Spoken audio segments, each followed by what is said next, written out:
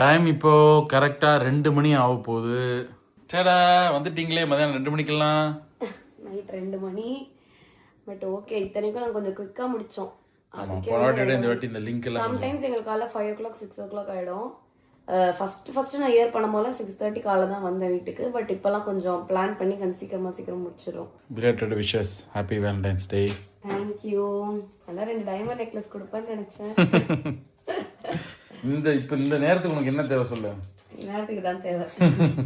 அவரு சோறு தேவை. 2 மணி ஆகுதுன்னு நான் டின்னரே சாப்பிடல. மதியம் 2:30 சாப்பிட்டது, அதோட அப்படியே இருக்கும் நாங்க.